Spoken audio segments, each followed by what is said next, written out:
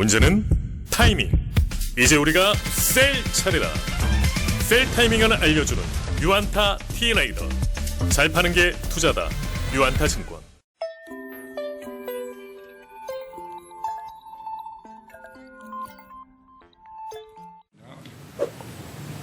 네, 안녕하세요. 유안타의 미디어 담당 박성호 연구원입니다. 1분기 SBS 실적에 대해서 말씀드리도록 하겠습니다. 네, 1분기 SBS의 실적은 그야말로 서프라이즈 중에 서프라이즈였다고 평가할 수가 있을 것 같습니다. 영업이익 422억을 기록을 했습니다. 시장 컨센서스가 30억대 정도밖에 안 됐던 걸 감안하면 무려 12, 13배가량 전망치를 상회하는 엄청난 어닝 서프라이즈였다고 보실 수가 있겠습니다. 자, 본사가 가장 중요한데요. 본사가 331억의 영업이익을 기록했고 허브도 꾸준한 모습을 보였습니다. 그 외에 호실적을 기록을 한 법인들은 미디어랩 지금 좋은데요. 이 미디어랩을 영위하는 DMC 미디어, 그리고 케이블 PP 사업을 영위하는 SBS 플러스 등이 좋은 실적 냈던 것으로 파악이 되고 있습니다. 자, 가장 중요한 본사에 대해서 말씀을 드리도록 하겠습니다. 자, 본사 영업이익 331억 기록을 하였습니다. 자, 이 331억 안에는 일회성 이익이 좀 있다라고 좀 봐야 되는데요. 작년도 말에 방송 콘텐츠 자산의 제작품이라는 자산 계정이 있습니다. 이 부분에서 일부 금액이 손상차손으로 처리가 됨에 따라서 이번 1분기에 실제 투입되어야 되는 방송 제작비가 60에서 65억 정도 덜 인식되는 상황이 들어왔습니다. 즉 실제 집행된 제작비인데 전년도에 털었기 때문에 이번 분기에 인식이 안 돼서 덜 반영됐다는 거죠. 자, 요거를 차감을 하고 보면 1분기 실제 영업이익 체력은 한 260에서 한 270억대 정도로 추정이 됩니다. 자, 265억이라는 숫자는요, 2003년에나 찍을 수 있었던 숫자였고요. 뭐 거의 한 20여 년 만에 찍었던 숫자라고 볼 수가 있겠습니다. 이 SBS라는 회사는 TV 광고 회사이기 때문에 비수기인 1분기에는 적자가 납니다. 자, 2012년 이후부터는 한 번도 적자에서 벗어나 본 적이 없었던 상황이었는데요. 자, 이번에 무려 300억대 영업이익이 나왔던 실제 영업이익 체력 260억대 정도가 나올 수 있었던 가장 큰 이유는 두 가지로 정리를 할 수가 있을 것 같습니다. 자, 첫 번째는 TV 광고가 서프라이즈를 했습니다. TV 광고 660억 정도를 기록해서 30%대 어마어마한 고성장을 기록을 하였습니다. 전년 대비로 보면 150억 이상 순증을 하였습니다. 저희가 1분기에는 전년도 3월달 기저효과가 있기 때문에 좀 좋을 거라는 것은 알고 있었습니다만 시장의 기대를 엄청나게 상회하는 놀라운 서프라이즈였던 걸로서 볼 수가 있고요. 이 E&M도 참고로 1분기에 TV 광고 매출 24%를 기록을 했기 때문에 지상파하고 케이블 가릴 거 없이 TV가 매우 좋았다. 자, TV와 디지털 광고가 모두 다 화랑을 보였던 것으로 판명이 된다. 라는 점 말씀을 좀 드릴 수가 있을 것 같습니다. 요새 보면 자동차 판매, 신차 판매 되게 좋고요. 가전도 되게 잘 팔리고 백화점 되게 잘 되고 있습니다. 전반적으로 대기업 중심의 소비 경기 되게 좋은 것 같고요. 연간으로 보게 되면은 이제 광고 시장 성장에 대해서 좀 높게 봐도 좋을 것 같습니다. 자, 두 번째는 제작비 절감입니다. 유연 편성이라는 걸 들고 나왔는데요. 자, 이번 1분기 같은 경우에는 드라마 편성 횟수가 22회분이 들어왔습니다.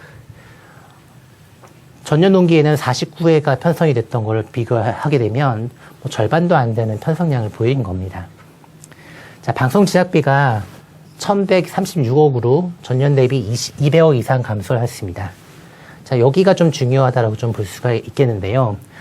지금 이 SBS가 이 유연 편성 전략을 가지고 나왔기 때문에 구조적으로 이익 레벨이 한 단계 올라간 것으로 좀 평가를 합니다. 자, 유연 편성이라는 건 무엇이냐? SBS는 광고 시장 계절성이 있습니다. 4분기에 광고가 제일 많이 집행이 되고 그 다음에 2분기, 3분기, 1분기 순서입니다. 1분기가 가장 비수기에 속합니다. 자, 제작비도 똑같이 4, 2, 3, 1의 순서로 자, 4분기에 많이 집행하고 1분기에는 적게 집행을 하겠다는 전략입니다. 자, 광고 성수기에는 제작비가 좀 높은 드라마를 좀 투입을 하고요. 비수기에는 드라마 대신 예능으로 대체를 편성을 하게 되면 그러면 해당 분기에 맞는 제작비가 차등 투입될 수가 있다는 것이고요. 자, 여기에 대한 기대 효과는 이렇습니다. 원래 같으면은 이제 방송국은 매 분기 편성이 비슷하게 가기 때문에 제작비가 비슷하고 그렇게 되면은 TV 광고 계절성에 맞춰서 4분기에 실적이 좋고 1분기에 적자가 납니다. 자, 근데 이 전략을 쓰게 되면 영업이익 체력이 매 분기 비슷한 수준으로 유지가 될 수가 있습니다. 그래서 아까 저희가 1분기 실제 영업이익 체력이 한 260억 정도가 된다라고 말씀을 드렸는데요. 4개 분기를 비슷비슷하게 유지를 한다라고 보게 되면 기본 이익 체력이 1000억 수준으로 급상승한다는 거죠.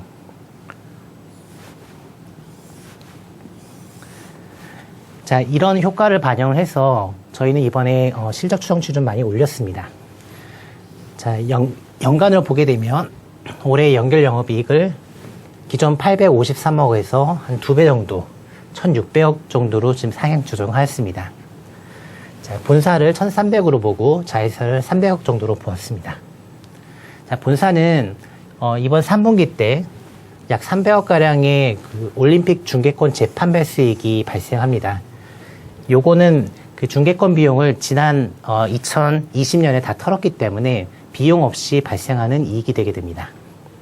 따라서 기본 1000억 원대 이익 체력에 300억 정도의 추가 이익이 계상이 되게 될 수가 있습니다.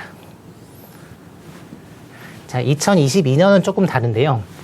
그래도 2022년도 기존 전망치 600억대에서 1200억대로 올립니다. 2022년도에는 본사가 감익이 날 수밖에 없습니다. 900억대로 좀 보고 있고요. 자회사는 한 300억대 정도로 보고 있습니다.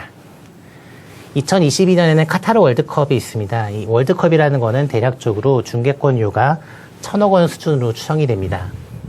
다만 이 중에 한 절반 정도의 약 500억 가량이 전년도에 손상 처리가 되어 있습니다. 그래서 지금 남아있는 비용 부담은 500억 정도이고요.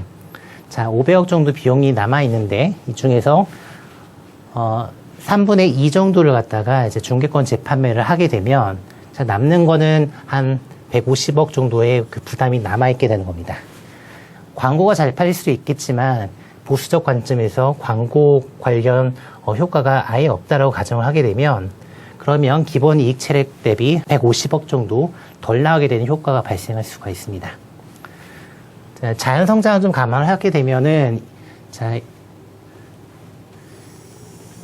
2022년도 기본 이익 체력 한 1100 정도를 좀 보는데요. 거기서 한 150억 정도를 차감하게 되면 얼추 한 900억대 영업이익이 나올 것 같다라는 겁니다. 여전히 높은 수준이라는 거는 다르지가 않은 것 같습니다. 자, 목표 주가 올립니다. 5만 원으로 올립니다. 자, 기준 시점은 2022년을 좀 변경을 하였고요. 자, 2022년도 예상 EPS에다가 타겟 멀티플 10배만 적용을 하였습니다. 자, 이 10배는 과거 밴드의 하단에 해당하기 때문에 그렇게 불리시하지는 않은 수준이고요. 참고로 일본 방송국 3사의 내년도 평균 PER이 14.5배이기 때문에 충분히 보수적으로 설정하였다라는 점 말씀드립니다. 자, 저희는 작년 11월 달에 발간자를 통해서 이제 SBS를 탑픽으로 제시를 하였고요. 당시에 목표 주가 현재건데요. 39,000원 제시를 한 바가 있습니다. 현재까지 지금 주가 수익률은 상당히 좋은 상태인데요. 저희가 생각하지 못했던 엄청난 이익 체력이 확인되었던 만큼 목표 주가를 한 단계 더 올리면서 SBS에 대해서 미디어 광고 업종 탑픽으로 제시하도록 하겠습니다. 네, 이상 SBS에 대해서 말씀드렸습니다. 감사합니다. 문제는 타이밍. 이제 우리가 셀 차례다. 유안타 T레이더.